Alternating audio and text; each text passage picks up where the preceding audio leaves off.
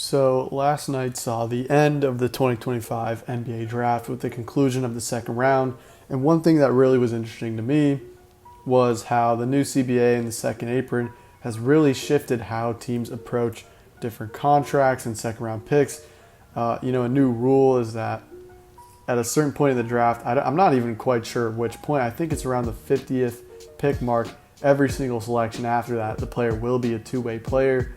And so that means picks 31 through 50, or through 49, are especially important for getting that last roster spot on a team. And with that being said, pretty much every single second round pick was traded apart from a few.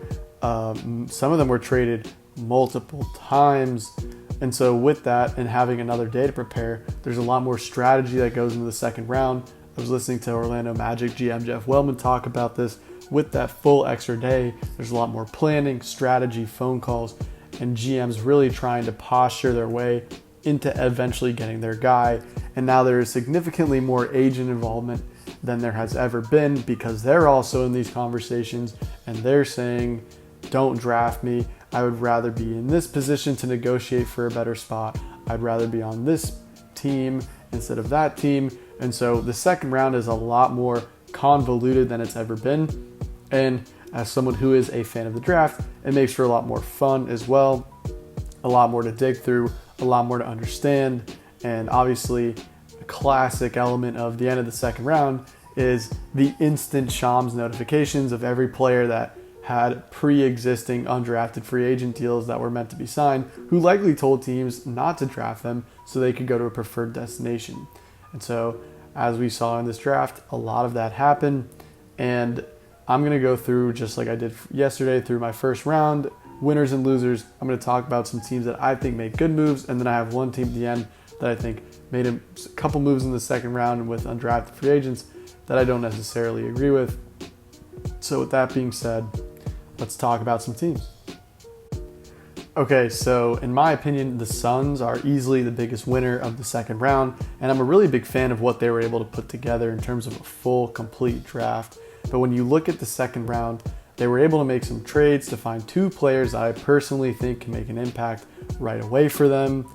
After making a ton of moves throughout the day with various teams and basically shuffling the deck of the entire second round all day today, the Phoenix Suns were able to complete what I'm thinking of as the challenge of trading a paperclip for a Lamborghini, where they went from a really low second round pick, traded up, gave future picks, gave a little bit of cash as well, but didn't give too much up to get to that number 31 spot, where they selected someone who I had 11th on my big board in 12th on my big board, but St. Joseph's wing, Rasheer Fleming, and also Kentucky's wing, Kobe Brea at 41.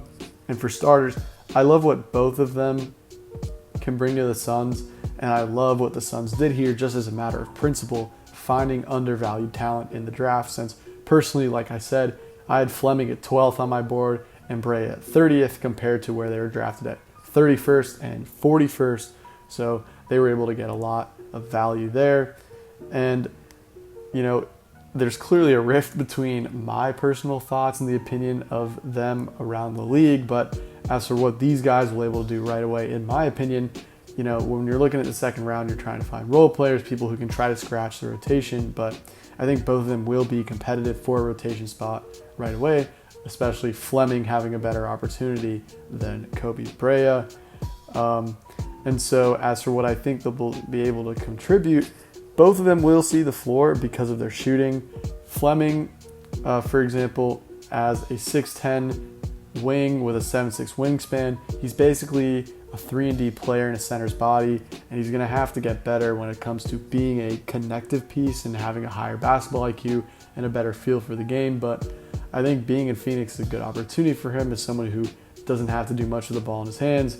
They just traded for Jalen Green, and they have Bradley Beal and Devin Booker still. So if he can just stand in the corner, switch on defense, and shoot open shots, he'll easily have the opportunity to play at some capacity, especially when you consider him as someone who is a switchable player who, in my opinion, can guard fives pretty well, can guard fours, can guard threes, It gets a little shaky when he guards 2s and 1s, but that's something that if he cleans up, he'll be an all-defensive player. But obviously, teams are lower on that opportunity than I am because he went 31st, and I had him 12th.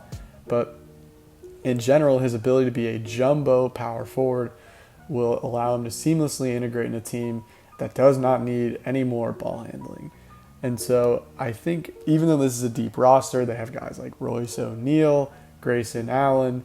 They just traded for Dylan Brooks, and they have they have a few more wings that might give him a run for his money. But, judging by what the Phoenix Suns are historically in the past couple of years due to injuries and extenuating circumstances, I think there's a chance Rasheer Fleming could start a solid amount of games. It's obviously not guaranteed, and he may have to spend some time in the G League, but I really think he'll be a mainstay on their roster. He'll be in their rotation, and maybe he'll start 10 games or so and make perhaps an all-rookie second team. As for Kobe Brea, I would say that his path into the rotation is definitely a tougher road, but I think that he's got a shot to contribute at some point down the line.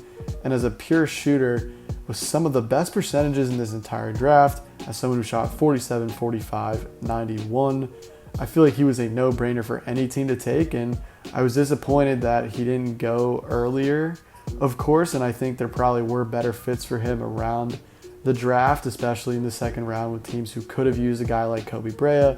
But nonetheless, like I said, out of principle, the Suns took a guy who I think has plenty of talent, plenty of high-level role player upside, and depending on what they plan to do with the rest of this roster, I think there's a lot to love. I am a little curious on how much they'll look to even play a guy like Kobe Brea, like I said, having just gotten Dylan Brooks and Jalen Green, but I trust that him and Rasheer Fleming as well will impress in practice, in training camp, and earn early minutes right away. And, for Fleming, the translation, and same with Brea, honestly, translation to the league is something that a lot of scouts, including myself, were concerned about, but they have those translatable skills. And so at the end of the day, I think they're going to have a good summer league. I'm excited to potentially go to Vegas. Like I said, I'm thinking about it in my last video because I love a lot of guys in this draft. And in general, I don't know if there's a team that had a better second round than Phoenix. They made moves, they postured up the draft, and they got two guys that I think, even if they don't play for them right now, are easily going to be valuable trade chips because if you look at the archetype, especially with Fleming and especially with Brea being a little more efficient, a lot less versatility, Fleming being a lot more versatility, a little less efficiency, two guys that can play on any team in the league and will be valuable for years to come.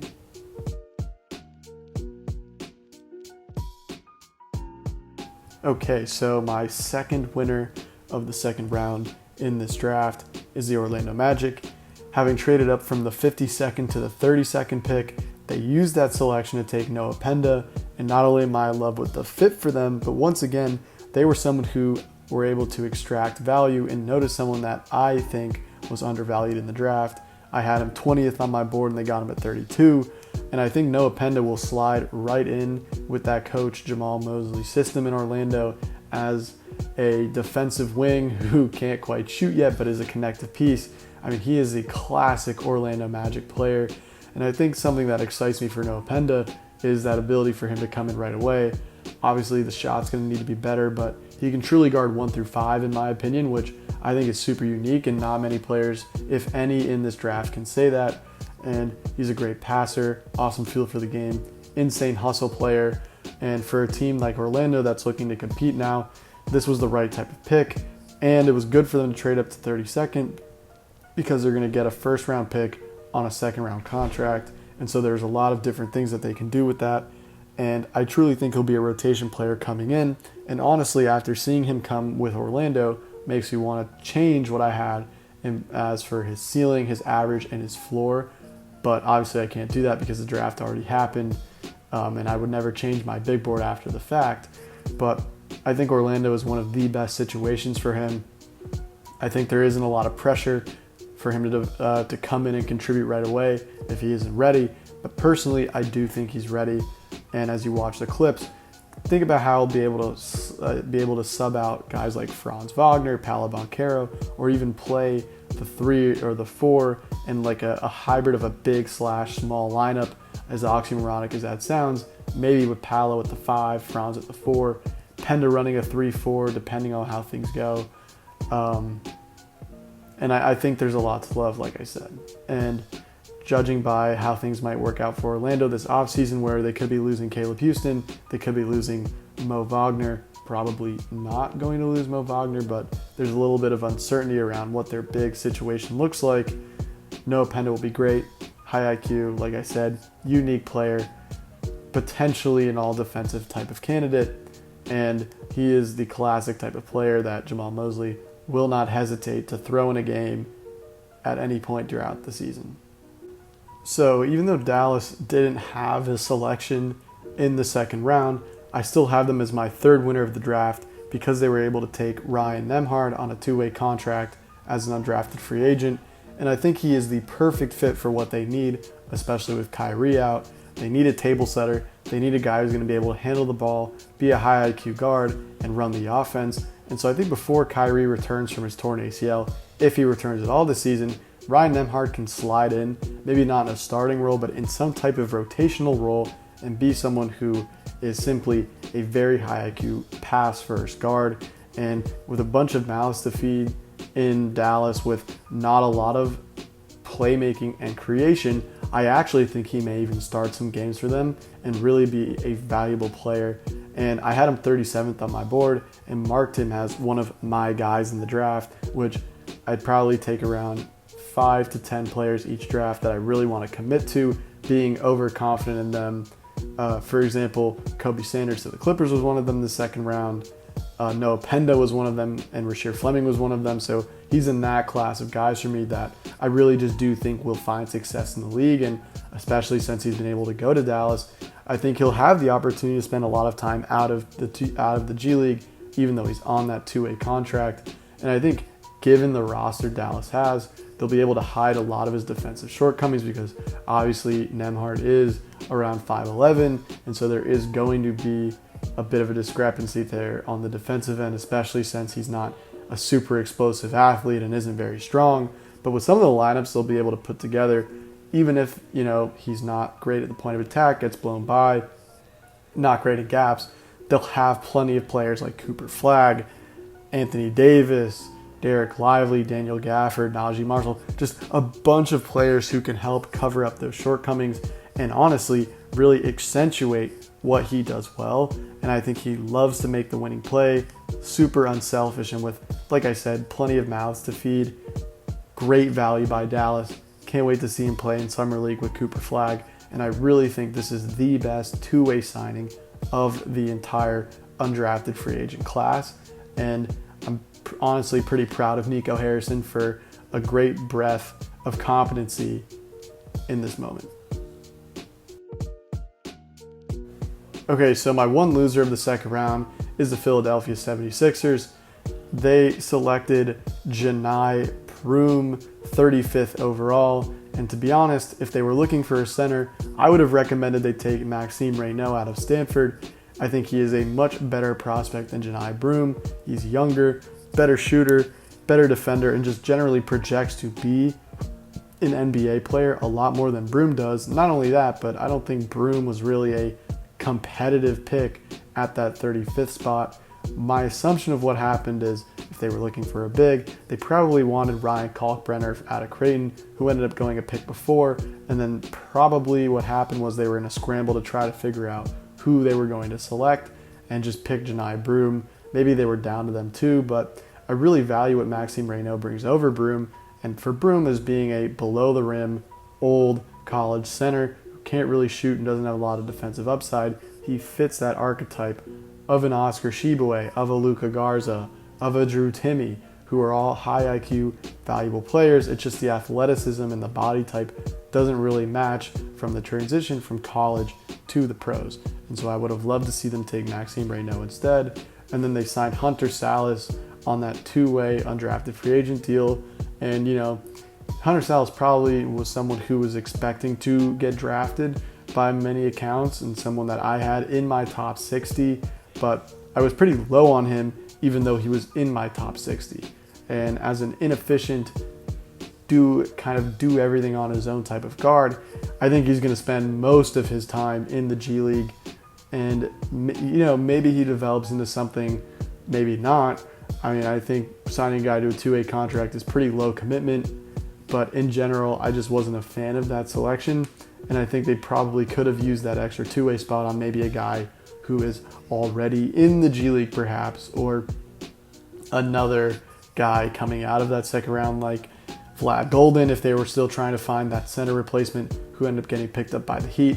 I don't know how those negotiations went, if at all, between the Sixers and Golden, but I'm just not a fan of Salas here. I don't really see the upside with him finding minutes as a two-way guy, so I think he'll probably be in the G League most of the time, unfortunately for him, and I think they just missed an opportunity if they were going for an undrafted free agent, and I think Janai Broom, I just don't know what he's going to do in Philly, especially since they also have Adem Bona, who they selected, who I was high on in last year's draft, showed me some flashes that made me think he could be something solid in Philly.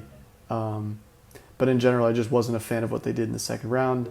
And with that being said, that's the end of this video. Like I said in the last one, you know, I will respond to comments. I love making this channel fun by engaging in conversation with you guys. So, you know, maybe you're a huge Janai Broom fan.